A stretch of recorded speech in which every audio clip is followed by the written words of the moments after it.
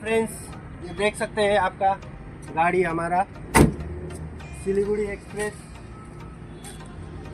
अभी मैंने हल्का इसमें मॉडिफाई किया है, जैसे ये देख सकते हैं हुड वगैरह लगाए हैं और ये थोड़ा मोड़ा स्टिकर और ये अपना पिटबुल का स्टिकर है ये, और ये अपना गोरखा।